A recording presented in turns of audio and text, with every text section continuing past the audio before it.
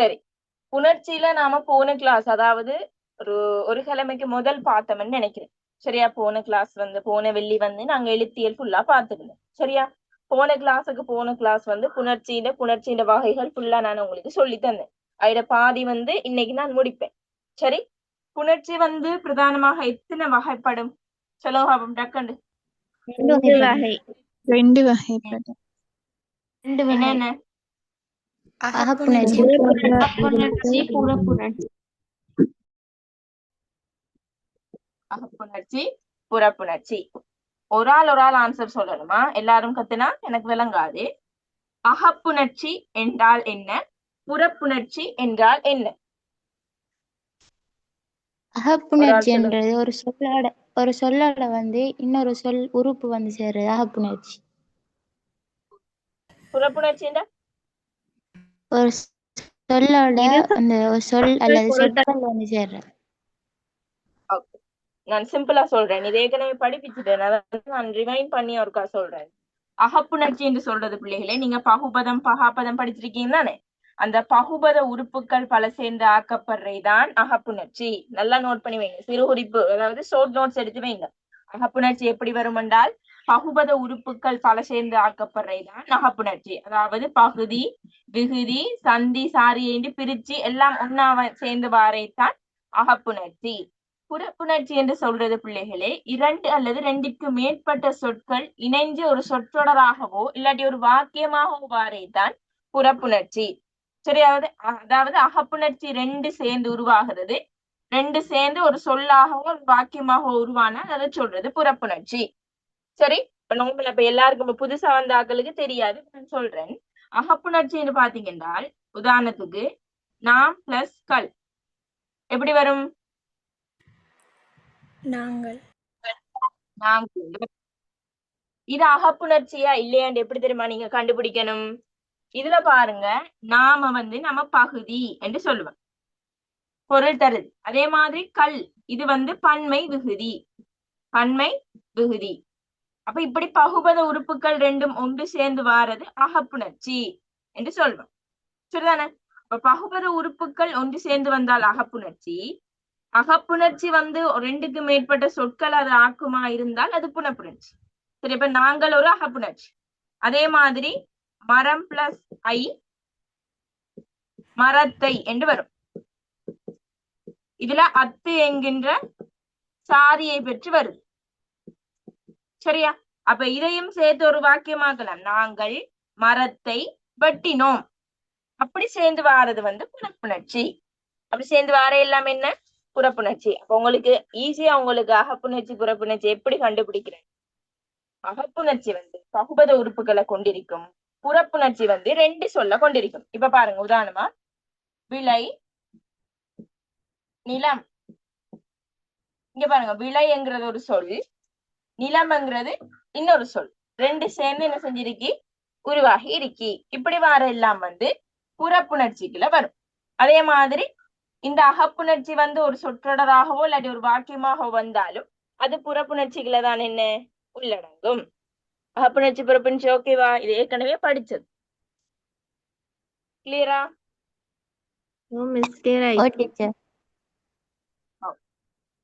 கொண்டு போறேன், என்ன ஏற்கனவே படிச்சதுதானே, படிக்கிறதுக்கு இன்னும் நிறைய விஷயங்கள் இருக்கு.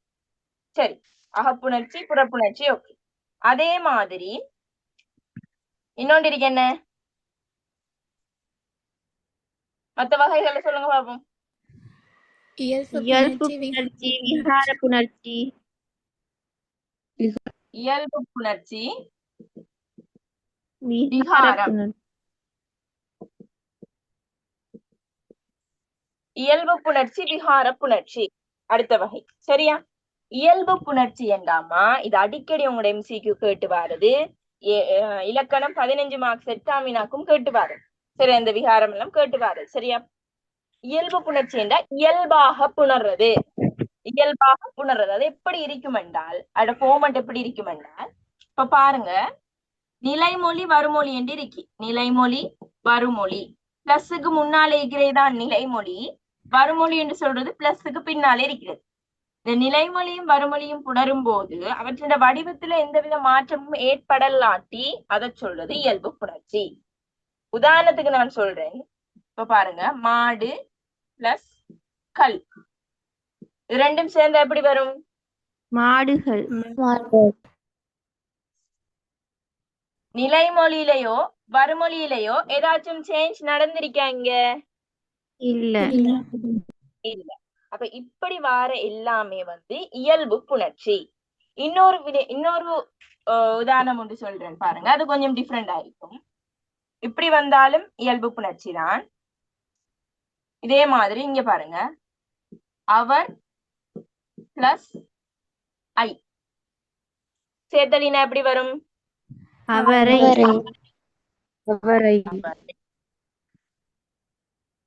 அப்ப இது நிலைமொழி, இது வறுமொழி. இப்ப இன்னும் சேஞ்ச் நடந்திருக்கா இல்லையா? இங்க எதுவும் ஏன் இல்லைன்னு சொல்றீங்க? இங்க ரையனா இருக்கே, இங்க ரையனாவே இல்லையே. என்ன அது இர் பிளஸ் ஐ சேர்ந்து. ரைட். இப்படி மெய்யெழுத்துக்களோட உயிரெழுத்து சேர்ந்து வாரது இயல்பு. உயிர் மெய் என்று சொல்லுவோம். நான் சின்ன வயசுல படிச்சிருப்பேன். இக் பிளஸ் அ க, இக் பிளஸ் ஆ கா. ஒரு மெய்யெழுத்தோட உயிரெழுத்து சேர்ந்துதான் உயிர்மெய் எழுத்து என்ன செஞ்சிருக்கி? உருவாகி இருக்கி. இப்படி வார எல்லாமே, இப்படி வந்து புணரும் போது இப்படி வார எல்லாமே வந்து இயல்பு புணர்ச்சிகளை தான் வரும். நீங்க அதை வடிவா பிரிச்சு பார்க்கணும். எப்படி ஃபார்மேட்ல வந்தால் அது இயல்பு புணர்ச்சிகளை தான் வரும். ஏன்னா இது இப்படி புணர்றது வந்து இயல்பானது. சரி, அப்ப இது இயல்பு புணர்ச்சிகள் தான் வரும்.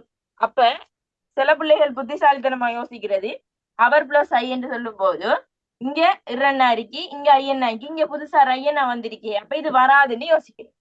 கொஞ்சம் கூர்மையா அவதானிச்சு பாத்தீங்கன்னா தான் இந்த விஷயம் உங்களுக்கு என்ன செய்யும் தெரியும். அப்ப இப்படி வந்தால் என்ன? இயல்பு புணர்ச்சி. ஓகேவா?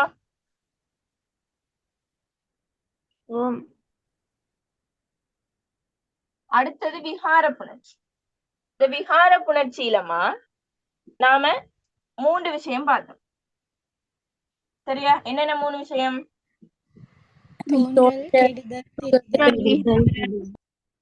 பிரிதல், கெடுதல்.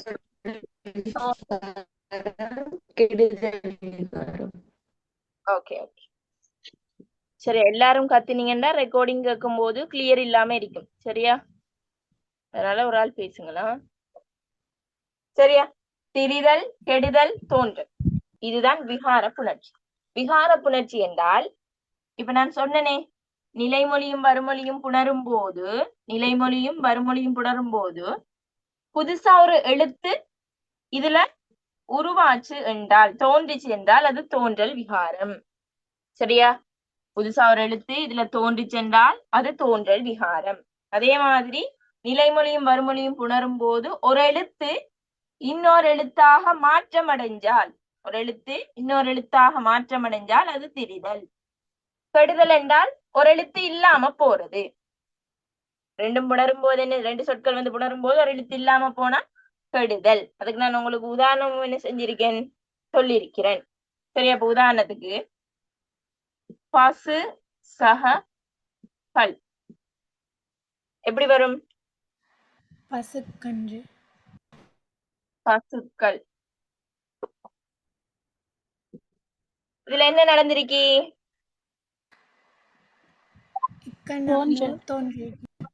வந்து தோன்றி இருக்கு, புதுசாக தோன்றி இருக்காரு. அப்ப இத சொல்றது தோன்றல் விகாரம். அப்ப இது என்ன சொல்றது? தோன்றல் விகாரம். அதே மாதிரி பாருங்க, மரம் சக வேர் இது எப்படி வரும்? மரவேர். மரவேரண்டு வரும். மரவேரண்டு வரும். இங்க என்ன நடந்திருக்கு? இம்மனா வந்து இல்லாம இருக்கு, கெடுதல் விகாரம். கெட்டு போய் நான் வந்து இல்லாம இருக்கு. அப்ப இது கெடுதல். சரியா? சரி, திரிதலுக்கு ஒரு உதாரணம் சொல்லுங்க பாப்போம். கடல் சக கரை. கடல் சக கரை எப்படி வரும்? கடற்கரை. இல்லனா இட்டனாவாக திரிபடைஞ்சிருக்கு. Very good. இல்லன்னா இட்டன்னாவாக மாற்றம் அடைஞ்சிருக்கு. திரிபெண்டால் மாற்றம் அடைகிறது. ஒரு எழுத்து இன்னொரு எழுத்தாக மாற்றம் அடைகிறது.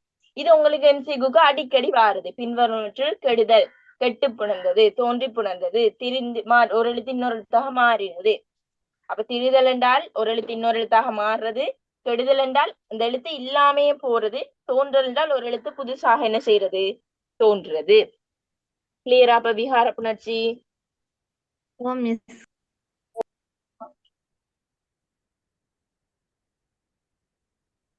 சரியா?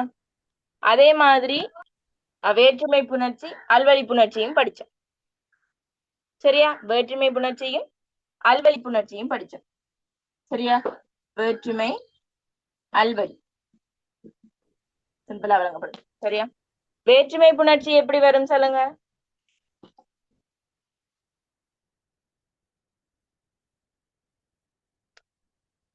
வேற்றுமை புணர்ச்சி எப்படி வரும்?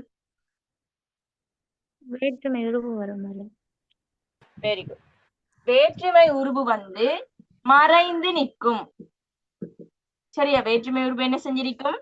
மறைந்து நிற்கும். அதாவது முதலாம் வேற்றுமையும் எட்டாம் வேற்றுமையும் தவிர ஏனைய வேற்றுமை உருவுகள் மறைந்து பொருள் தரக்கூடியதுதான் வேற்றுமை புணர்ச்சி. அப்ப இப்ப உதாரணத்துக்கு பாருங்க. குருவி கூடு, குருவி கூடு. நான் ஒரு உதாரணம் சொல்லி தந்தேன். குருவி கூடு என்று செல்லும் போது இந்த கூடு யாருக்கு சொந்தமானது? குருவிக்கு. குருவிக்கு. அப்ப இதுல அது இனது உடைய, குருவியினுடைய கூடு, குருவியினது கூடு என்ற அது என்கின்ற உருவு, வேற்றுமை உருவு என்ன செஞ்சிருக்கி? மறைஞ்சி வந்திருக்கே. குருவியினது கூடு. இது குருவிக்கு சொந்தமான கூடு. குருவியினது கூடு. விளங்குதா? அப்ப இப்படி மறைஞ்சு வாரது வேற்றுமை புணர்ச்சி. சரி. அல்வழி புணர்ச்சி எப்படி வரும்? ரெண்டு எழுவாய்ப்பெயர்கள் வரும். குருவி கூடு, குருவி கூடு கட்டியது. எப்படி வரும்? குருவிங்கிறது ஒரு பெயர், கூடுங்கிறது இன்னொரு பெயர். ஆனா இங்க பாருங்க, குருவி கூடு, குருவினது கூடு அப்படின்னு சேர்ந்து வரும். இந்த குருவிட கூடுதான். இந்த கூடு யார கூடுந்தால் குருவி கூடு, அது சொந்தமானது என்று ஒரு வேற்றுமை உருவு மறைஞ்சு நின்று நம்மளுக்கு பொருள் தரும். இப்படி வாரதுதான் வேற்றுமை புணர்ச்சி. இப்படி வேற வேறமாய் வாரது என்ன? அல்வழி புணர்ச்சி. விளங்குதா? விளங்குதா இல்லையா? திருப்பி சொல்றேன் பாருங்க. வரைவிலக்கணம் வேண்டாமா? உங்களுக்கு வரைவிலக்கணம்லாம் கேட்டு வரையில, ஆனா சிறு குறிப்புக்கு கேட்டு வரும். வேற்றுமை புணர்ச்சி முதலாம் வேற்றுமையும் எட்டாம் வேற்றுமையும் தவிர ஏனைய வேற்றுமை உருவுகள் மறைந்து, சரியா? ஏனைய வேற்றுமை உருவுகள் மறைந்து சொற்கள் புணர்வது வேற்றுமை புணர்ச்சி. வேற்றுமை புணர்ச்சி தவிர்ந்த ஏனைய எல்லாமே அல்வழி புணர்ச்சி. சரியா? இவ்வளவுதான் வரைவிலக்கணம். இப்ப இன்னொரு உதாரணம் சொல்றேன் பிள்ளைகளே, நல்லா நோட் பண்ணுங்க. ஆடு, ஆடு குட்டி, ஆடு குட்டி போட்டு. சரியா?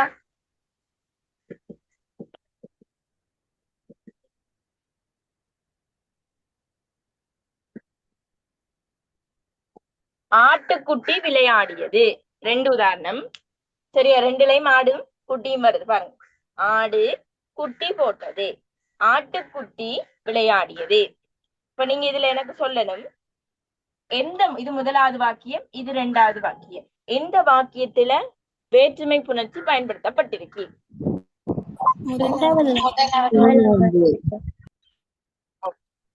இரண்டாவது சொல்றீங்க. ஆட்டுக்குட்டி. இப்ப இந்த ஆட மறைங்க. சரியா? இந்த ஆட்டை மறைச்சிட்டு பாருங்க. குட்டி விளையாடியது. என்ன குட்டி விளையாடியது? யாருக்கும் சொல்லலுமா? நாய்க்குட்டியா? என்ன குட்டின்னு சொல்லலுமா யாருக்கும்?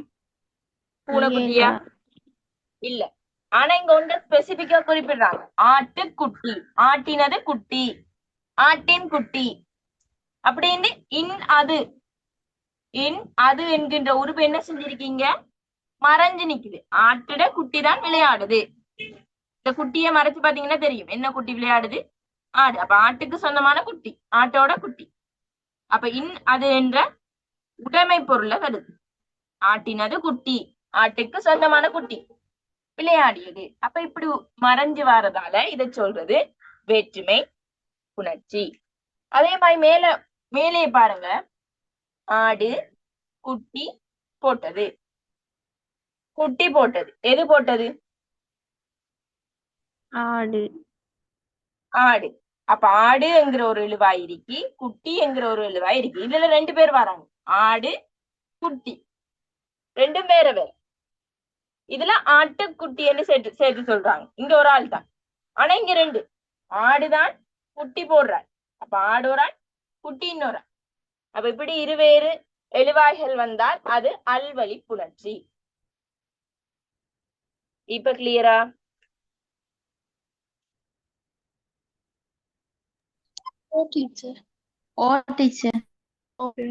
சரி, இவ்வளவுதான் நாங்க படிச்சோம். இந்த படிச்சதுக்குள்ளேயும் நான் உங்களுக்கு 20 கேள்வி ஆன்லைன்ல எக்ஸாம் வச்சு அதுல கூட எடுத்தாங்களுக்கு சர்டிபிகேட்டும் கொடுத்தேன். சரிதானே? 2 பிள்ளைகள் அதுல 36 மார்க்ஸ் எடுத்திருந்தாங்க. சரிதானே? இப்ப யாரது பேரு மறந்து போச்சு, ரிஸ்கா அஸ்ரானான்னு நினைக்கிறேன். சரி சரி, இப்ப நாம நம்மட அடுத்த விஷயத்துக்கு போவோம். சரியா? இன்னும் நிறைய விஷயங்கள் இந்த புணர்ச்சியில பார்க்க வேண்டி இருக்கு. இப்ப நாம இன்னைக்கு நாம பார்க்க போறது இதான் டாபிக். நாங்க பார்க்க போற டாபிக் உயிரீற்று புணர்ச்சி. சரியா? உயிர் ஈற்று புணர்ச்சி. இது உங்களுக்கு கேள்வி கேட்டுவாரு. எப்படி தெரியுமா இந்த கேள்வி நீங்க கண்டிருப்பீங்க? பின்வருவனவற்றுள் உயிர் முன் வல்லினம் புணர்தல், உயிர் முன் உயிர் புணர்ந்த சொல் அப்படின்னு வர கேள்வி. அதுக்கு எப்படி கண்டுபிடிக்கிறது, என்ன மாதிரி அதுக்கான தியரியை தான் இன்னைக்கு நாங்க பார்க்கணும். சரியா? இந்த உயிரீற்று புணர்ச்சி என்று சொல்றதுமா, நிலைமொழியின் ஈற்றெழுத்து உயிராகவும் வருமொழியின் முதலெழுத்து உயிராகவோ இல்லாட்டி மெய்யாகவோ அமைஞ்சி சொற்கள் புணர்வைத்தான் உயிரீற்று புணர்ச்சி. சரியா? நிலைமொழி வருமொழி. இந்த நிலைமொழியின் கடைசி எழுத்து இருக்குதானே, இந்த கடைசி எழுத்து உயிரெழுத்தாகவும் வருமொழியின் முதல் எழுத்து உயிரெழுத்தாகவோ அல்லது மெய்யெழுத்தாகவோ புணர்வைத்தான் உயிரீற்று புணர்ச்சி. இதே மாதிரி மெய்யீற்று புணர்ச்சியும் இருக்கு. அப்ப கடைசி எழுத்து உயிரெழுத்தாக இருக்கணும். பிளஸுக்கு முன்னாடி இருக்கு, பிளஸுக்கு பின்னாடி இருக்கிற முதல் எழுத்து உயிரெழுத்தாகவும் ஈக்கலாம் மெய்யெழுத்தாகவும் ஈக்கலாம். அதுதான் பார்க்க போறோம். உயிர் முன் உயிர் புணர்தல், அது 2 வகையா சொல்லுவோம். உயிர் முன் உயிர் புணர்தல், உயிர் முன் மெய் புணர்தல் என்று 2 வகையா நாம பார்ப்போம். இந்த 2 வகையும் உங்களுக்கு எக்ஸாமுக்கு வாருது. இது நீங்க கண்டுபிடிக்கிறது. இது எக்ஸாம்பிள வச்சு கொண்டு மட்டும்தான் நீங்க என்ன செய்யணும், கண்டுபிடிக்கணும். சரியா? இப்ப பார்ப்போம். உயிர் முன் முதலாவது வகை பார்ப்போம். உயிர் முன் உயிர். சரியா? உயிர் முன் உயிர் புணர்தல். நான் எப்படி எழுதுற மாதிரியே ஷார்ட் மெத்தட் மாதிரி உங்களுக்கு விளங்குற மாதிரி நீங்க நோட் பண்ணி வச்சுக்கோங்க. சரியா? உயிர் முன் உயிர் புணர்தல். சரி, இதுலதான் நாங்க பார்க்க போற ஒரு முக்கியமான ஒரு ஆள் இருக்கிறாரு, உடம்படு மெய். எல்லாரும் கேட்கிற ஒரு டவுட். யாரு? இல்ல சின்னதா நோட் பண்ணி வைங்க. உடம்படு மெய். அதாவது உயிரும் உயிரும் புணரும் போதுதான் உடம்படுமை என்ன செய்ய போது, வரப்போகுது. இந்த உடம்படுமைக்கு மேல் எழுதி வச்சுக்கொள்ளுங்க, யகரமும் வகரமும் தான் உடம்படுமையாக வரும். யானாவும் வானாவும் தான் என்ன, உடம்படுமையாக வரும். இப்படி வாரத்துக்கு சில ரூல்ஸ் இருக்கு. சரி, அப்படி வாரத்துக்கு என்ன சில ரூல்ஸ் இருக்கு. சரியா? அத பார்ப்போம். வகரமை வாரண்டா என்ன ரூல்ஸ், யகரமை வாரண்டால் என்ன ரூல்ஸ் என்று பார்ப்போம். முதலாவது நோட் பண்ணுங்க, யகரமை உடம்படுமைக்குலதான் பார்க்க போறோம்.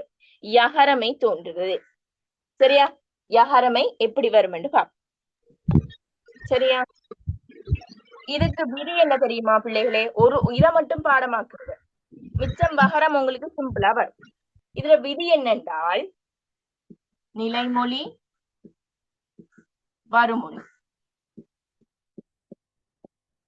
சரியா? நிலைமொழியின் இறுதி எழுத்து சரியா? நிலைமொழியின் இறுதியில ஈனா இயன்னா ஐயன்னா. சரியா? யகரமை தோன்றதுக்கு சொல்றேன். நிலைமொழியின் இறுதியில ஈனா ஈயன்னா ஐயன்னா ஆகிய உயிரெழுத்துக்கள்ல ஏதாவது ஒன்று வந்தால் வருமொழி முதல்ல இங்கால இல்ல. சரியா? இந்த செக்ஷன்ல எந்த உயிரெழுத்து வந்தாலும் ஆனால இருந்து அவ்வனா மட்டும் எந்த உயிரெழுத்து வந்தாலும் யகரமை உடம்படுமையாக தோன்றும். யகரமை என்ன செய்யும்? உடம்படுமையாக தோன்றும். விளங்குதா? நிலைமொழியின் கடைசி எழுத்து இந்த 3 எழுத்துல ஏதாச்சும் ஒன்றும் இருந்தால் இங்கால பிளஸுக்கு பின்னால வார எழுத்து ஆனால இருந்து அவ்வனா வரைக்கும் ஏதாச்சும் ஒரு எழுத்து வந்தாலும் இங்க யகரமை என்ன செய்யும்? தோன்றும். யகரமை உடன்படுமையாக தோன்றும். விளங்குதா? இதான் தியரி. விளங்குதா? இப்ப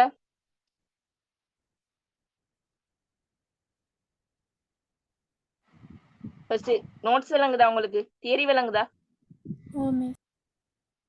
ஓகே. இப்ப நான் ஒரு உதாரணம் உங்களுக்கு சொல்லித்தரேன், நீங்க அந்த சைட்ல எழுதுறேன்னு பாருங்க. சரியா? கிளி பிளஸ் ஐ.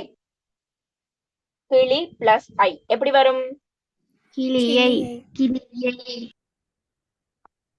கிளியை. அப்படிதான் வரும். சரியா? இதுல இத நல்லா நீங்க இப்படி பிரிச்சு பாத்தீங்கன்னா இதுல ஒரு எழுத்து புதுசா தோன்றுது. என்ன தெரியுமா? கிளி பிளஸ் இ பிளஸ் ஐ. இத பிரிச்சா இ பிளஸ் ஐ. அப்ப இங்க யகரமே என்ன செஞ்சிருக்கி? புதுசா தோன்றி இருக்கி. ஏன் தோன்றுச்சு என்று பார்க்க போறோம். இங்க பாருங்க, இந்த கிளியில பாருங்க என்ன இருக்கி? இதான் நிலைமொழி இறுதி எழுத்து. எல்லாருக்கும் விளங்குதா போன்? இதான் நிலைமொழியின் இறுதி எழுத்து. இதுல இல் பிளஸ் இதான் என்ன பிள்ளைகளே? எல்லாருக்கும் விளங்குதுதானே? இல் பிளஸ் இ சேர்ந்துதான் லீயாக வந்துச்சு. அப்ப இங்க நிலைமொழியின் இறுதி எழுத்து என்ன? ஈனா. ஈனா ஈனா. உங்களுக்கு மேல அடிச்சுட்டு எழுதி காட்டுறீங்க. கிளி தானே பிள்ளைகளே? இங்க பாருங்க, கிளி பிளஸ் ஐ தானே. இங்க லீனா எப்படி வந்துச்சு? இல் பிளஸ் இ. ஓகே. இப்ப சொல்லுங்க, நிலைமொழியின் இறுதி எழுத்து என்ன இதுல? இங்க இருக்கா இ? இ ஈயன்னா ஐயன்னா இந்த எழுத்துல ஏதாச்சும் ஒன்று இருந்தா நான் என்ன வரும் என்று சொன்னேன்? அங்கால என்ன எழுத்து இருந்தாலும் பரவாயில்லை, என்ன இருந்தாலும் பரவாயில்லை, என்ன வரும்? விளங்கிட்டா? ஓகே. உங்களுக்கு எப்படி தெரியுமா இதுக்கு கேள்வி வரும்? பின்வருவனவற்றுள் யகரமை உடம்படுமையாக வரும் சொல், வகரமை உடம்படுமையாக வந்த சொல், வந்து புணர்ந்த சொல், அப்படித்தான் வரும். அப்ப நீங்க அதுக்கு என்னன்னு கண்டுபிடிக்கணும்? இப்படி பிரிச்சு பார்த்து நிலைமொழியிட எழுத்த பார்த்து நீங்க அதை என்ன செய்யணும்? கண்டுபிடிக்கணும். அப்ப நல்லா ஞாபகம் வச்சுக்கொள்ளுங்க, ஈனா ஈயன்னா ஐயன்னா நிலைமொழியின் கடைசி எழுத்தா வந்தால் வருமொழியில என்ன எழுத்தா இருந்தாலும் பரவாயில்லை, அது யகரமை வந்து உடம்படுமையாக வரும். இதுட எதிர்மாறுதான் பகரமை. சரியா? இதுட எதிர்மாறுதான் என்ன? வகரமை. சரி, நான் உண்ட பாடமாக்குனா சரி. ஈனா ஈயன்னா ஐயன்னா. நான் சொன்னேன் இந்த எழுத்து வந்தால் யகரமை வரும் என்று சொன்னேன். இந்த எழுத்து வராம வேற எழுத்து வந்தால், இது தவிர ஏனைய எழுத்துக்கள் வந்தால் அது வகரமையாக தோன்றும். இந்த எழுத்தை தவிர வேற எழுத்துக்கள் வந்தால் நிலைமொழியின் இறுதியில அது வகரமையாக வரும். இப்ப விளங்குதா?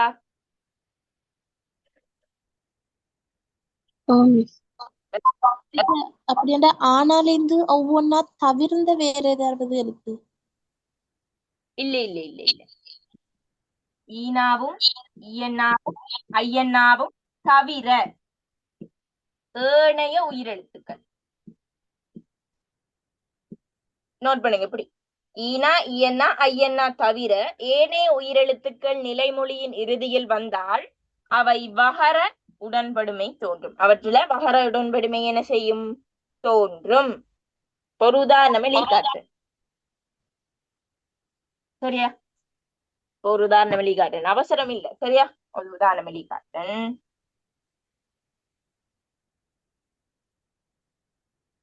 பலாசக எப்படி வரும்? பலாவை. பலாவை இப்படிதான் வரும். சரியா? பலாவைன்னு வரும். இப்ப இதுல நீதான் எது நிலைமொழி இறுதி எழுத்து சொல்லுங்க பாப்போம்.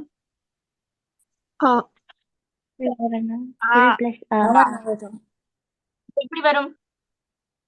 அந்த லாவண்ண வந்து இல்சக ஆ. Very good. இல்சக ஆ.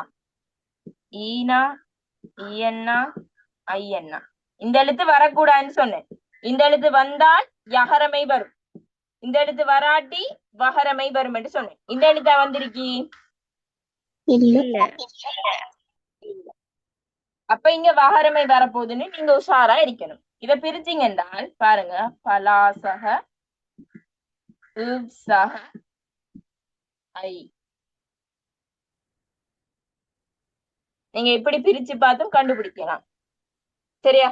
உங்களுக்கு இந்த தியரி தெரியலாட்டியும் இப்படி உங்களுக்கு ஒரு சொல்ல வடிவ பிரிச்சு பார்க்க தெரிஞ்சால் நீங்க இதுல வகரமை வந்திருக்கா இல்லாட்டி யகரமை வந்திருக்கான்னு கண்டுபிடிக்கலாம்.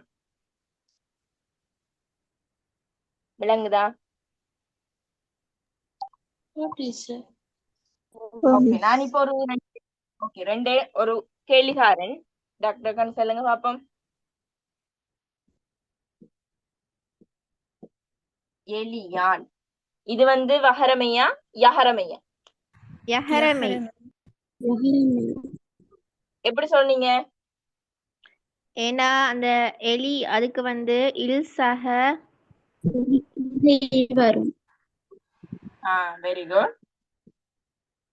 அப்ப ஈ வந்தால் யகரமை ஆட்டோமேட்டிக்கா வரும். அப்ப அந்த தியரி தெரிஞ்ச புள்ள இப்படி டக்குன்னு கண்டுபிடிச்சிடும். அந்த தியரி தெரியாத பிள்ளைன்னு வைங்களேன், தியரியே அந்த பிள்ளைக்கு தெரியாது என்றால் அந்த பிள்ளை இப்படி பிரிச்சு பார்க்கலாம். எலி பிளஸ் இதுல ஈயன்னா இருக்கி பிளஸ் ஆல் இப்படியும் பிரிச்சு பார்த்து கண்டுபிடிக்கலாம். இங்க ஈயன்னா இருக்கி அப்ப இது யகரமை என்று என்ன செய்யலாம்? கண்டுபிடிக்கலாம். இலக்கணம் வந்து பிள்ளைகளை நீங்க நினைக்கிற மாதிரி கஷ்டம் இல்ல, அது வெரி சிம்பிள்.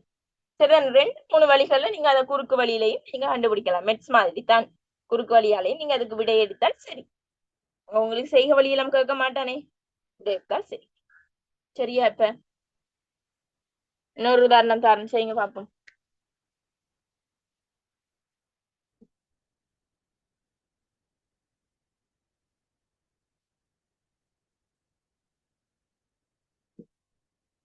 இது என்ன? வகரமை. இது வந்து வஹர. எப்படி கண்டுபிடிச்சீங்க? ஏண்டா அந்த பசு அந்த இதுல ஐயன்னா தவிர்ந்த வேற ஒரு உயிர் வந்து தோன்றிருக்கி. Very good. முறை ஒன்றுல அதை நீங்க கண்டுபிடிப்பீங்க. இந்த இது வந்து ஈனா ஐயனாக்குல வர இல்லை. சரியா? அந்த ஈனா ஈயன்னா ஐயன்னா அதுக்குள்ள வர இல்லை. அப்படி வச்சு கபடியை கண்டுபிடிக்கலாம். இன்னொரு மெத்தட் என்னன்னு சொல்லி தந்தேன், பசு சக இதை பிரிச்சு பார்க்கலாம். என்ன செஞ்சிருக்கி? தோன்றி இருக்கி. அப்ப இது என்ன? வகரமை தோன்றி புணர்ந்த சொல். விளங்கிட்டா? உடம்படுமை விளங்கிட்டா? இதுல டவுட் வருமா இனி? இல்ல. பாப்போம், எக்ஸாம் செய்யும் போது பாப்போம். சரி, சில இடங்கள்ல பிள்ளைகள் இந்த உடம்படுமை வந்து சேர்த்து எழுதுவாங்க. சில இடங்கள்ல இந்த உடம்படுமைய பிரிச்சு எழுதுவாங்க. சரியா? சில இடங்கள்ல சேர்த்து எழுதுறது, சில இடங்கள்ல பிரிச்சும் எழுதுறது. பிரிச்சு எழுதுறத பாருங்க. இப்ப நான் ஒரு விஷயம் சொல்றேன். அரிசி, இத நாம எப்படி எழுதுவோம்? அரிசி இல்லை என்றுதான் சட்டப்படி எழுதணும். ஈனா போட்டுதான் எழுதணும். அரிசி இல்லை, யகரமை வந்து புணர்ந்து அரிசி இல்லை என்றுதான் வரணும். ஆனால் தற்காலத்துல நாம என்ன எழுதுறோம்? அரிசி இல்லை என்னதான் என்ன செய்யறோம்? பிரிச்சு எழுதுறோம். அப்ப இந்த மாதிரி வரும்போது, சரியா, கொமனா வரும்போது நாம பிரிச்சு எழுதுவோம். சரியா? அரிசி இல்லை, அவன் இல்லை அப்படின்னு சொல்றோம்னா அவன் இல்லை என்று நாம என்ன செய்வோம்? பிரிச்சு எழுதுவோம். சரியா? என்னை அழைத்தான் என்று சொல்லும் போது என்னை அழைத்தான் என்று நாம் எழுத மாட்டோம். என்னை அழைத்தான் என்றுதான் ஒரு வாக்கியமோ ஒரு கட்டுரையோ எழுதும் போது நம்ம அதை பிரிச்சுதான் எழுதுறோம். இது தற்கால வழக்கு. சரியா? ஆனால் கட்டாயமா சில இடங்கள்ல சேர்த்து எழுத வேண்டி இருக்கு. சரியா? அது எந்தெந்த இடங்கள்ல பாத்தீங்கன்றால், ஒன்று அகப்புணர்ச்சியில உடம்படுமையை சேர்த்து எழுதணும். சரியா? அகப்புணர்ச்சியில என்ன செய்யணும்? உடம்படுமையை சேர்த்து எழுதணும். அதே மாதிரி இந்த கூட்டுப்பெயராக்கத்தின் போதும் நாம இந்த உடம்படுமையை சேர்த்து எழுதணும். சரி, அதே மாதிரி உடன் ஓடு. சரியா? உடன் ஓடு ஆகிய வேற்றுமை உருபுகளோட ஒரு சில சொற்கள் சேர்த்து வரும்போது அப்பையும் நாம இந்த உடம்படுமையை சேர்த்து எழுதணும். உதாரணத்துக்கு பாருங்க, அப்பா சக உடன் என்னண்டு வரும்? அப்பாவுடன். அப்பா உடன் என்று இதை பிரிச்சு எழுதக்கூடாது. அது பிழையான ஆன்சர். அப்பாவுடன் என்று சேர்த்து எழுதணும். எப்படி? அப்பா உடன் இப்படிதான் எழுதணும். இது இல்லாம அப்பா உடன் சென்றேன் அப்படி வரக்கூடாது. சரி, இந்த மாதிரியான டைம்கள்ல உடனோடு என்ற உருவு வரும்போது பிள்ளைகளே இப்படி சேர்த்துதான் எழுதணும். இப்ப அப்பா ஓடு, அப்பா பிளஸ் ஓடு, இது தனியா அப்பா ஓடுன்னு எழுதினா அது பொருள் மாறும். அப்ப எப்படி எழுதணும்? சேர்த்து எழுதணும். சரி, அப்ப இந்த மாதிரியான சந்தர்ப்பங்கள்ல அகப்புணர்ச்சியில, அதே மாதிரி கூட்டு பேராக்கத்தின் போது, அதே மாதிரி உடனோடு என்று வரும்போது நாம உடம்படுமையை சேர்த்துதான் எழுத வேண்டும். சரியா? அதே மாதிரி சில வினைகள், சரியா, சில வினை சொற்களோடையும் இந்த உடனோடு வந்து நாம சேர்த்துதான் எழுதணும். வந்தவுடன், சரியா, வேற என்ன? செய்தவுடன், நின்றவுடன், கண்டவுடன், பார்த்தவுடன் அப்படின்னு வரும்போதெல்லாம் நம்ம சேர்த்துதான் எழுதணும். தனித்தனி என்ன செய்யல எழுதுற இல்ல. அதே மாதிரி நான் செய்யவில்லை, நான் போகவில்லை, வரவில்லை, அந்த மாதிரிக்கு எப்படி எழுதுவீங்க? நான் செய்யவில்லை, செய்ய இல்லை,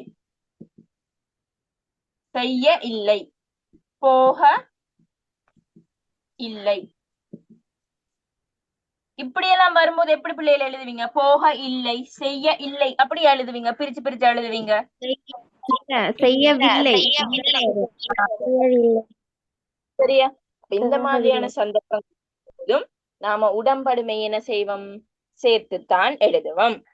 சரியா? கிளியரா? உடம்படுமை கிளியரா? ஓகே, அடுத்த போமா?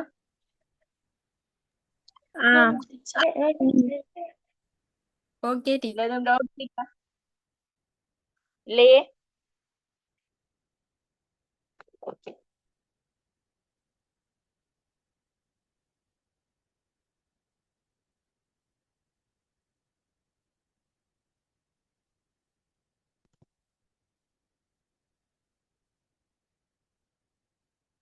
ஓகே, அடுத்த விஷயத்துக்கு போவோம். அடுத்தது மெயினான ஒரு விஷயம், குற்றியலுகர புணர்ச்சி.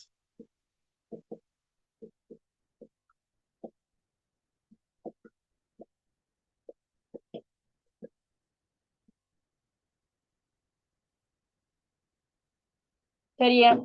குற்றியலுகர புணர்ச்சி. குற்றியலுகரம் எத்தனை வகைப்படும்? 6 வகைப்படும். 6 வகைப்படும். ஓகே, 6 வகைப்படும். குற்றியலுகரம் என்றால் என்ன? தனிக்குற்றெழுத்தல்லாத வல்லினமையின் மேல் ம். ஏறி வரும். தனிக்குற்றெழுத்தல்லாத வல்லின உயிரின் மேல் உகரம் வந்து ஏறி வாருது அப்படின்னு விரிவான விளக்கம். சோட்டா நாம இதை சொல்றால் உகரம் குறைஞ்சொலிக்கிறது. உகரம் வந்து தன்ற மாத்திரையிலிருந்து குறைஞ்சொலிக்கிறது தான் குற்றியல் உகரம். உகரத்துக்குரிய மாத்திரை வந்து பிள்ளைகளே ஒரு மாத்திரை, அது அரை மாத்திரையாக குறைஞ்சொலிக்கிறது தான் குற்றியல் உகரம். அப்ப குற்றியல் உகரத்துக்குரிய மாத்திரை வந்து அரை மாத்திரை. சரியா? அது குறைஞ்சொலிக்கும். ஒன்றாக இருந்தது அரையாக குறைஞ்சொலிக்கும். அதே மாதிரி முற்றியலுகரம் ஒரு சாமன் இருக்கு. முற்றியலுகரம் வந்து உகரம் வந்து முழுமையாக, உகரத்துக்குரிய மாத்திரை ஒன்று, அந்த ஒரு மாத்திரையும் முழுமையாக உச்சரிக்கப்படுறதுதான் முற்றியலுகரம். அதுக்கு ஒரு விதி இருக்கு. முற்றியலுகரத்துக்கு சொல்லுண்ட முதலாவதாக வரும். சரி, அந்த முயல், முதலை, உரல் என்று சொல்லுண்ட முதலாவதாகவே என்ன செய்யும்? உகரம் வரும். அப்படி சொல்லுண்ட முதலாவதாக வந்தால் அது முற்றியலுகரம். சொல்லுண்ட கடைசியில வரும்போது, வல்லினமையின் மேல் ஏறி வரும்போது அது குற்றியலுகரமாக என்ன செய்யும்? வரும். இதுல வந்து நாம பாக்குறது, இதுல உங்களுக்கு எப்படி கேள்வி வரும்? குற்றியலுகர புணர்ச்சியில உங்களுக்கு எப்படி தெரியுமா கேள்வி வரும்? பின்வருவனவற்றுள் குற்றியலுகரம் கெட்டு புணர்ந்த சொல். கேள்விப்பட்டிருக்கீங்களா இந்த கேள்விய? ஓ டீச்சர். டீச்சர், குற்றியலுகரம் உங்களுக்கு தெரியும், 6 வகையில இருக்கு. வன்தொடர், உயிர்த்தொடர், மென்தொடர், இடைத்தொடர்ந்து 6 வகை இருக்கு. அதெல்லாம் நான் ஏற்கனவே படிச்சேன். இதுல வந்து குற்றியலுகரம் கெட்டு புணர்ந்த சொல் என்றால் எப்படி வரும் என்று பார்க்கணும். ஃபர்ஸ்ட் நீங்க குற்றியலுகரமா இல்லையான்னு கண்டுபிடிக்கணும். அதுல கெட்டு புணர்ந்தது என்றால் உகரம் இல்லாம வாரு. இப்ப பாருங்க, ஒரு உதாரணம். இது என்ன காடு? என்ன தொடர்? என்ன தொடர் குற்றியலுகரம்? தொடர் குற்றியல். தொடர் குற்றியலுகரம். தொடர் குற்றியலுகரம். சரியா? இது வந்து ஒரு ஐ என்ற வேற்றுமை உருவோடு சேரப்போகுது. எப்படி வரும்? காட்டை. காட்டை. காட்டை. இதுல பாத்தீங்கன்னா இது குற்றியலுகரம் கெட்டு புணர்ந்திருக்கா இல்லாட்டி கெடாம புணர்ந்திருக்கான்னு பாக்குறதுக்கு இதுல பாருங்க, டூனா இட் பிளஸ் உதான 2. ஓ, ஆனா இப்ப பாருங்க, இட்டனா மட்டும்தான் உகரம் என்ன செஞ்சுட்டு இல்லாம போயிடுச்சு. இல்லாம போயிடுச்சு. அப்ப இதுதான் குற்றியலுகரம் கெட்டு புணர்தல். குற்றியலுகரம் என்ன செய்யறது? கெட்டு புணர்தல். இங்க பாருங்க, இதுல இட்டனா மட்டும்தான் வந்திருக்கு. பாருங்க, கா இட் இட் பிளஸ் ஐ. இட்டனா அந்த உகரம் கெட்டு, இட்டனா ரெட்டிச்சிருக்கு. இங்க இட்டனா என்ன செஞ்சிருக்கு? ரெட்டிச்சு புணர்ந்து. அப்ப இங்க உகரம் இல்ல, உகரம் விடுபட்டுச்சு, உகரம் கெட்டு போயிடுச்சு. இதைத்தான் சொல்றது குற்றியலுகரம் கெட்டு புணர்ந்த சொல். விளங்குதா?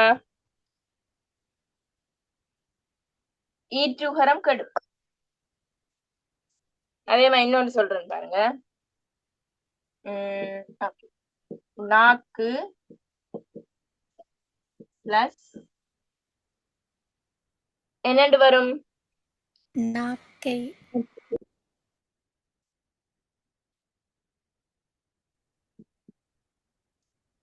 இப்படிதான் அதோட ஃபார்மேட் இருக்கும். நா இக் இக் ஐ இது சேர்ந்துதான் நாக்கை என்று வரும்.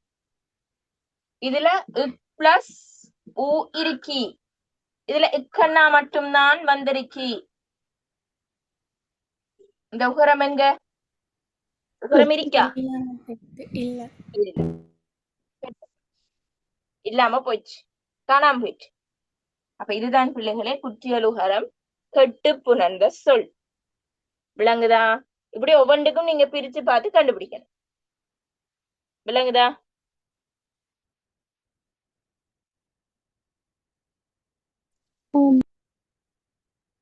ஓகே.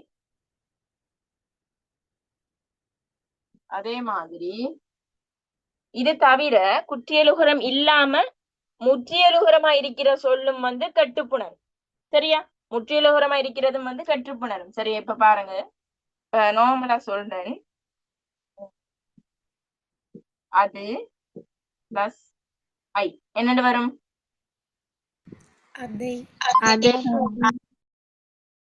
அதை என்று வரும். இதுல பிளஸ் ஊ இருக்கு. இதுல ஆசக இத்சக ஐ அதை ங்கிறது இங்க சுட்டெழுத்தாக இருக்கும். இப்ப என்ன நடந்துக்கீங்க?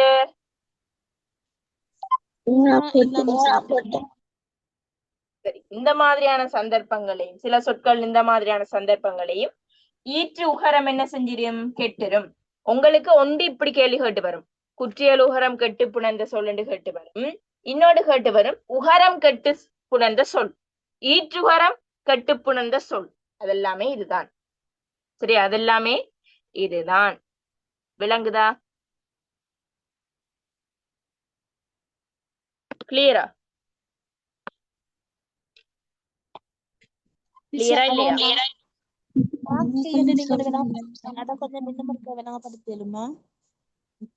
என்னம்மா? மார்க் பிளஸ் ஐ அத அதை விளங்கு.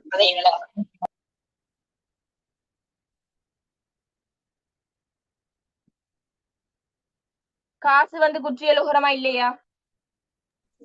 குற்றியலுகரம். ஓகே. குற்றியலுகரம். இத்சக ஊ இருக்கு. சேர்த்தலின் எப்படி வரும்? காசை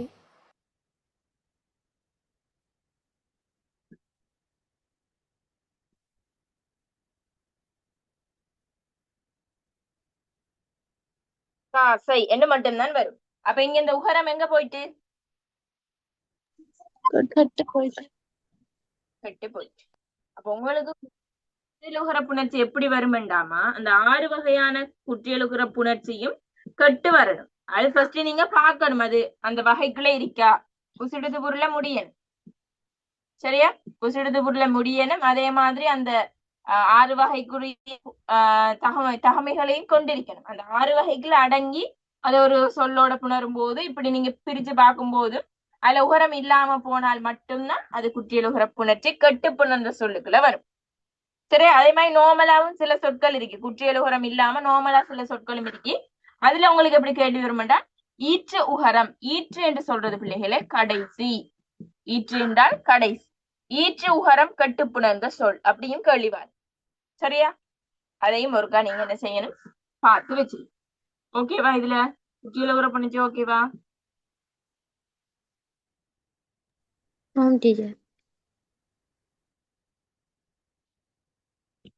சரி, இப்ப நாம இவ்வளவு நேரம் பார்த்தது வந்து உயிர் முன் உயிர் புணர்தல். சரியா? இப்ப பார்க்க போறோம் 2வது வகை, உயிர் பிளஸ் உயிர் முன் மெய் புணர்தல். உயிரெழுத்துக்கு முன்னால் மெய் எழுத்து புணர்ந்தா என்னென்ன மாதிரியா வரும் என்று பார்க்கப்படும். சரியா? உயிர் முன் மெய் புணர்தல். இந்த உயிர் முன் மெய் புணர்தல்ல உயிர் முன் வல்லினம் புணர்தல், உயிர் முன் மெல்லினம் புணர்தல், உயிர் முன் இடையினம் புணர்தல் என்று 3 வகை இருக்கு. சரி, இதெல்லாம் நார்மலா உங்களுக்கு தெரிஞ்சிருக்கும், இருந்தாலும் சொல்றேன். 2025க்கும் இதுல ஒரு கேள்வி வந்துச்சு. சரியா? அப்ப பாருங்க, சக படம் என்னண்டு வரும்? அப்படம்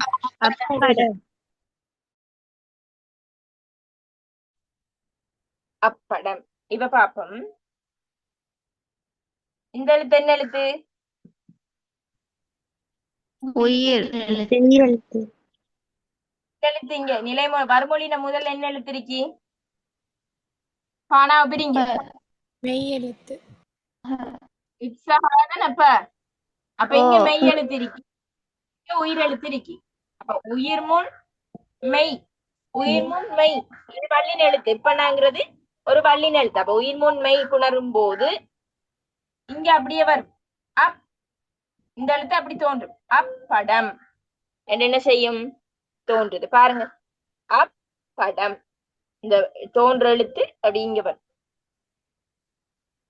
சரியா? அதே மாதிரி இங்க பாருங்க, காலம் என்னது வரும்? இக்காலம். இக்காலம். இந்த எழுத்து இங்க வரும் சேர்ந்து இக்காலம்.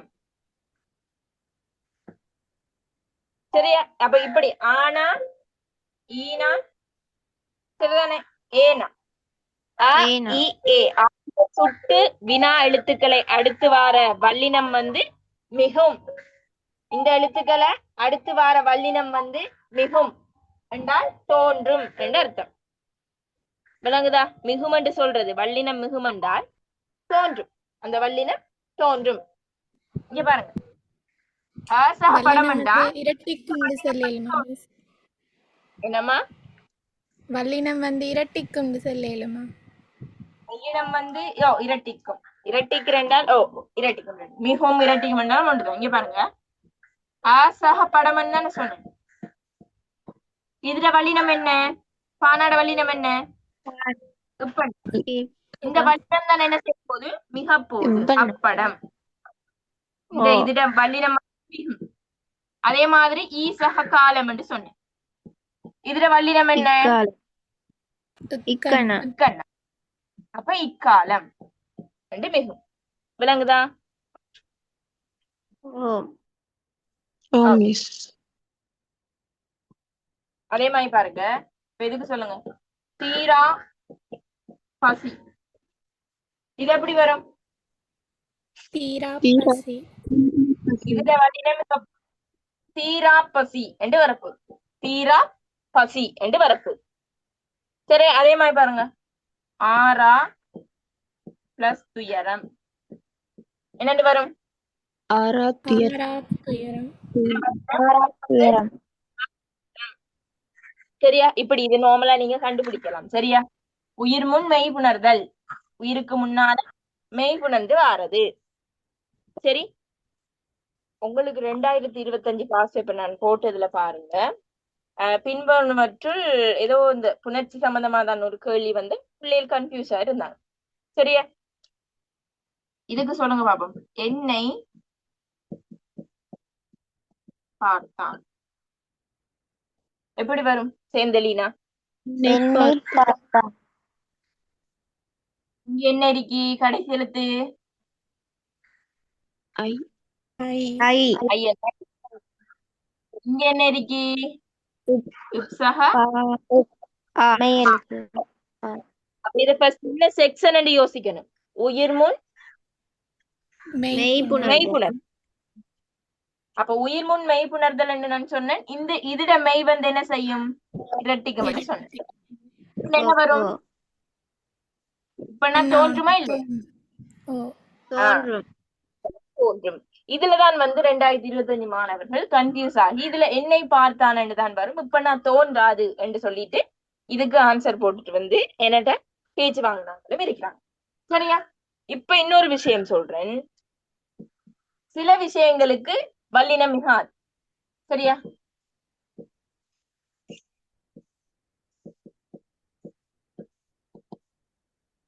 இது எப்படி வரும்? திருநிறை செல்வி. இச் வருமா? இச் வராது. ஏனால் இதுக்கு சில விதிவிலக்கு இருக்கு. இது வந்து ஒரு பெயர் பிள்ளைகளே. திருநிறை செல்வன், திருநிறை செல்வி என்று இதுல இச் வராமத்தான் வரும். திருநிறை செல்வி, திருநிறை செல்வன். சரியா? இதுக்கு வந்து இச் வராது. சரியா? இதுக்கு வந்து என்ன செய்யாது? இச்சனா வராது. அப்படி இப்படி சில விஷயங்கள் இருக்கு. சரி, அப்படி சில விஷயங்கள் என்ன செஞ்சிருக்கி இருக்கி, அதை கொஞ்சம் கன்சிடர் பண்ணணும். சரி, ஓகேவா? டீச்சர், ஓ, அந்த சுட்டெழுத்த வந்து அடுத்து வர அந்த வல்லினம் மட்டும்தானே மிகம், மற்றது வந்து மிக மாட்டா, அப்படித்தானே? இல்ல இல்லம்மா, சுட்டெழுத்தை அடுத்து வார வல்லினம் மிகும். அதே மாதிரி இப்ப நான் சொன்னனே, செய்ய சொன்னான், போக பார்த்தான், செல்ல தொடங்கினான் அப்படின்னு செய்ய என்ற வாய்ப்பாட்டு வினையச்சமும் வந்து வல்லினம் மிகும். சரியா? அதே மாதிரி சொல், அந்த, இந்த, எந்த, இதுக்கு அங்காள வார விஷயங்கள் வந்தாலும் வல்லினம் மிகும். அந்த புத்தகம், அந்த புத்தகம். யோசிச்சு பாருங்க. இந்த புத்தகம், இந்த புத்தகம். எந்த அங்கால போடுங்க. புலவன்.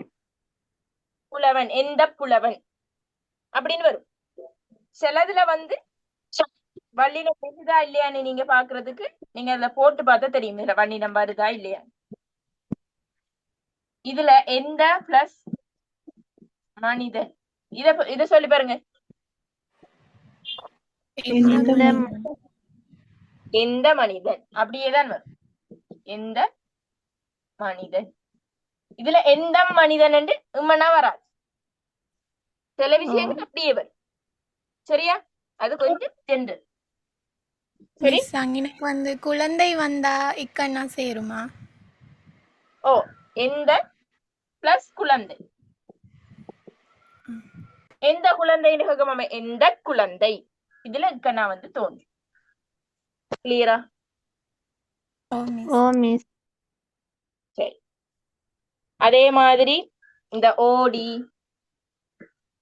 ஆடி அப்படின்னு இகரம் எழுதி இகரம் முடியும் போது அந்த ஈற்று அந்த வல்லினம் வந்து ஓடி போனான்.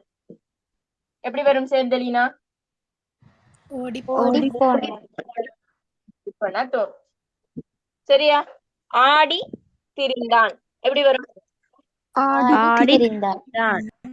திரிந்தான். அப்ப சில எப்படி வரேன்னு உங்களுக்கு சொன்னால் சரி. எந்தெந்த விஷயத்துக்கு வல்லினம் மிகும், எதுக்கு மிகாது என்று கொஞ்சம் உங்களுக்கு நார்மலா இதெல்லாம் பேசிக். சரியா? அதே மாதிரி அப்படி, இப்படி, எப்படி, இதுக்கு பின்னால வந்து சரியா இந்த இந்த வினையடிகளுக்கு ஆகிய. சரியா? அதே மாதிரி அப்படி, இப்படி, இனி, இதுக்கு அங்கால வரும்போதும் வல்லினம் மிகும். அப்படி சொன்னார். சில வேர்டுகளுக்கு தான் வரும். அப்படி சொன்னார். இல்ல என்ன வரும்? படி சொன்னார். சொன்னான். இச்சனா வரும். இப்படி. ஓகே, பார்த்தான். இப்பண்ணா வரும். இப்படி பார்த்தான். எப்படி கேட்டான். இக்கண்ணா வரும். கேட்டான். சரியா? இதே இந்த எப்படியில எப்படி நடந்தான் எப்படி வரும்? அப்படியே தான் வரும். எப்படி நடந்தான். விளங்குதா உங்களுக்கு? டிஃப்ரெண்ட் விளங்குது தானே? எதுக்கு வரும், எதுக்கு வராது. சரியா? சரி,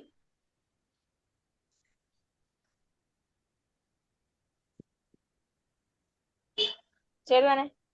இனிக்கு சொல்ல இல்லனே. இனி பார்க்கலாம். இல்ல, இனி செய்யலாம். என்னண்டு வரும்? இனி செய்யலாம். என்னண்டு வரும்? இனி செய்யலாமா?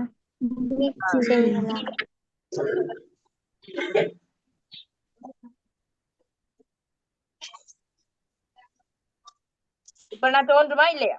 இனி பார்க்கலாம்.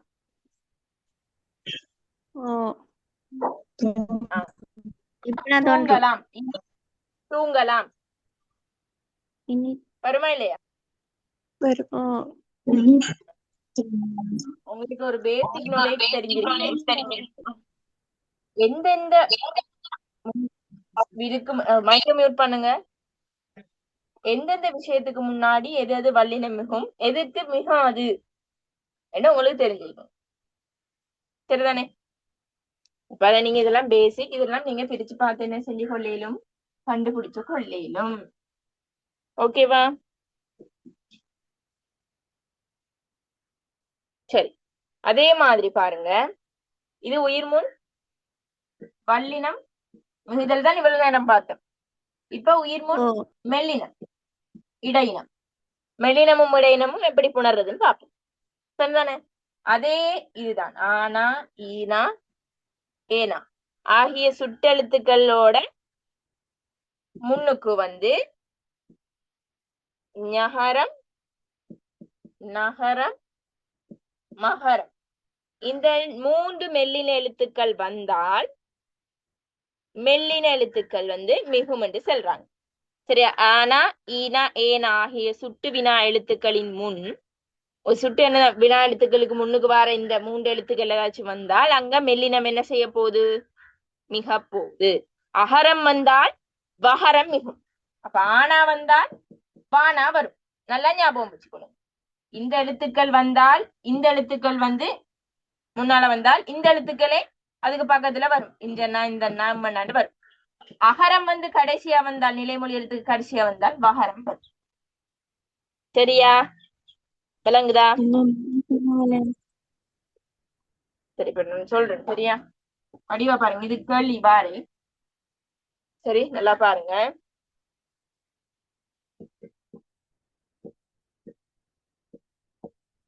ஆனா இருக்கு. இப்ப நான் என்ன சொன்னேன்? ஞானா நானா மானா வந்தால் அதே எழுத்து மிகும் என்று சொன்னேன். அப்ப இதுல என்னன்னு வரும்? அஞ்ஞானம். அஞ்ஞானம். அஞ்ஞானம்.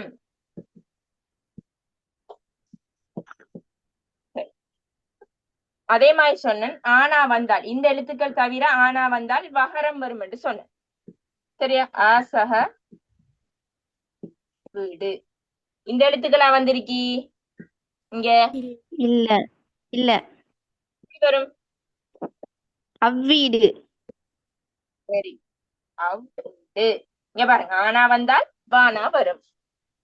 சரியா? அதே மாதிரி பாருங்க. ஆசக நூல் என்னண்டு வரும்? அந்நூல்.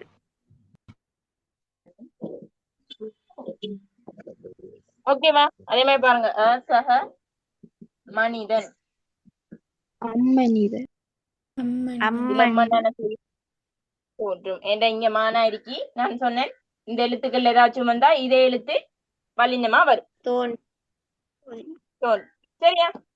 அப்ப இதுதான் பிள்ளைகளே உயிர் முன் மெல்லினம் புணர்தல். வரும். என்னம்மா? உயிர் முன் மெல்லினம் இரட்டித்து வருவது அப்படி என்றாலும் இப்படித்தானே கண்டுபிடிக்கிறேன். உயிர் முன் மெல்லினம் இரட்டிக்கிறேன். உயிர் முன் மெல்லினம் இரட்டிக்கிறேன். இது உயிர் முன் இடையினம். சரியா? வகரம் எல்லாம் இடையினம் தானே? ஓகே. அதே மாதிரி இதை சொல்லுங்க. ஆசக யானை. அவ்யானை. பண்ண தோன்றும். சரியா? அப்ப உங்களுக்கு எப்படி கேட்பாங்க இதுல என்றால் உயிர் முன் மெல்லினம் புணர்ந்த சொல், அதாவது உயிர் முன் மெல்லினம் இரட்டித்து புணர்தல், அல்லது உயிர் முன் மெல்லினம் இரட்டித்து புணர்தல், அல்லது இரட்டித்து புணர்தல். பின்வருவற்றுள் வருமொழி முதல் இரட்டித்து புணர்ந்தது. சரி, அப்படின்னு கேட்கலாம். வருமொழி முதல் இரட்டித்து புணர்தல். வருமொழி முதல் என்றாமா இது இது ரெட்டிச்சுதான் நீங்க புரிஞ்சிருக்கு பாருங்க. ஓகேவா? கிளியரா? அது ஓகே. இப்ப இதுல எதுவும் டவுட் இருக்கா? இல்ல.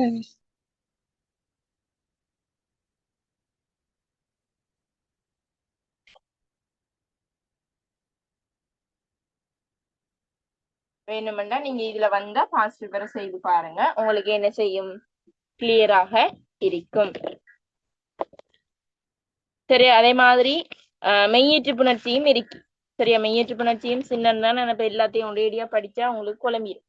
சரிதானே? இப்ப நான் ஒரு உதாரணம் தரேன், அதை செய்து பார்த்துட்டு முடிப்போம். சரியா? இந்த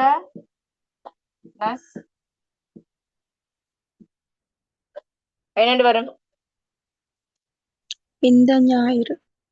இந்த ஞாயிறு. இல்ல இல்ல இல்ல. அது இயல்பாகவே என்ன செய்யும்? வரும். அந்த பிளஸ் மனிதன். இது எப்படி வரும்? அந்த அப்படியே தான் வரும். சரியா?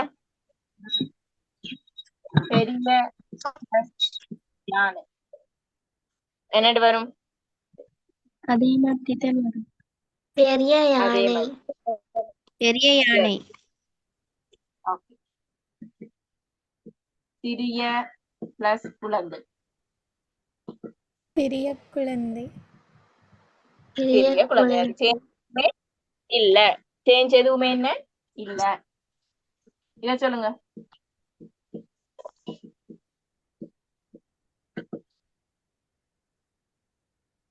அந்த அந்த plus குழந்தை. குழந்தை. இதுல வல்லினம் என்ன செய்ய போகுது? மிக மிக. போகுது. சரியா?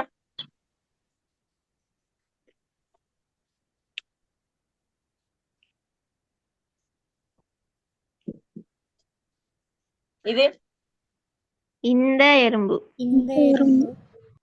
அப்படின்னு என்ன செய்ய போகுது? சேஞ்ச் இல்லாம தான் வரப்போகுது. சரியா?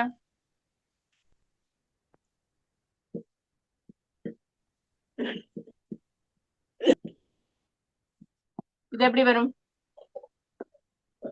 இந்த புத்தகம். என்ன செய்ய? மிக போகுது. சரியா?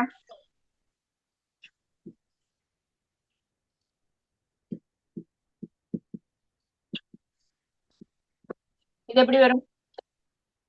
பாட்டு பாடு. வரும். வந்து வரப்போகுது. சரியா? Okay. அதே மாதிரி யானை சகபாகன். எப்படி வரும்? யானை பாகன். யானை. யானை பாகன். யானை பாகன். கோழி பிளஸ் கூடு. கோழி. கோழி. வரும். சரியா? பட்-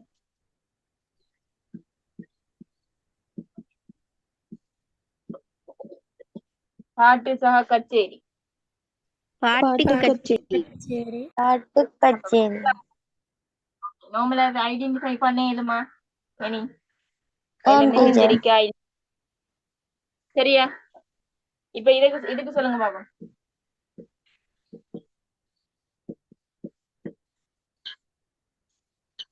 எனக்கு பசி. எனக்கு பசி. சரியா?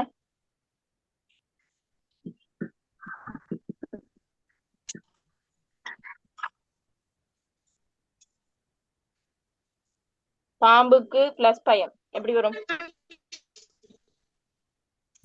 பாம்புக்கு பயம். பாம்புக்கு பயம். பன்னெண்டு வரும். சரி. இதை சொல்லுங்க. மாறா பிளஸ் காதல். மரக்காதல். வரும்.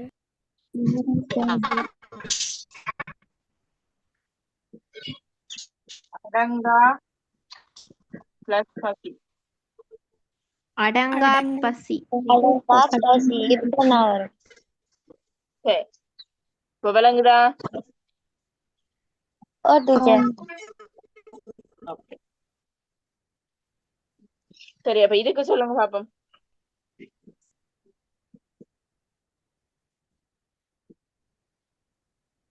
பூவால். வாவன வரும். பூவால். இது என்ன உடன்படுமை? வகர பிரியல். உடன்படுமை. வகரம். வகரம்.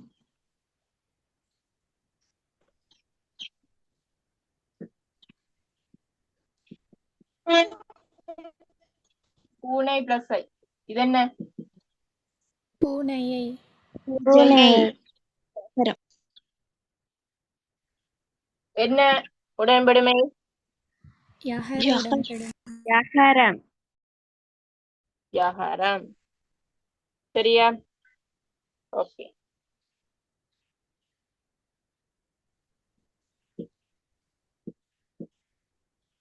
இது என்ன?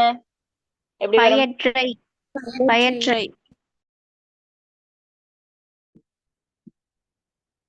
இது என்ன? இது என்ன புணர்ச்சி? குற்றியல் ஒரு புணர்ச்சி. குற்றியலுகர புணர்ச்சி. இது இப்ப என்னவா வந்துச்சு?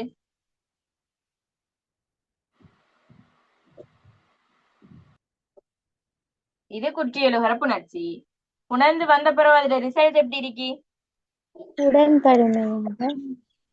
குற்றியலுகரம் கெட்டு புணர்ந்திச்சு. சரியா? இதுல இங்க பாருங்க இட்ஸாக ஊ, ஆனா இங்க ஊ இல்லாம இட்ஸ் மட்டும் வந்துடுச்சு. சரியா? அப்ப இந்த இன்னைக்கு படிச்சதெல்லாம் கிளியரா? ஓம் மிஸ். ஓகே, அப்ப நீங்க ஓகே இன்னைக்கு படிச்ச குற்றியலுகர புணர்ச்சி, அதே மாதிரி உடம்படுமை, உயிர்முன் உயிர் புணர்தல், உயிர்முன் மெய் புணர்தல், உயிர்முன் வல்லினம் புணர்தல், உயிர்முன் இடையினம், உயிர்முன் மெல்லினம், இவ்வளவு விஷயத்திலையும் வந்த பாஸ் பேப்பர் 2011 இருந்து பாஸ் பேப்பரை செய்து பாருங்க.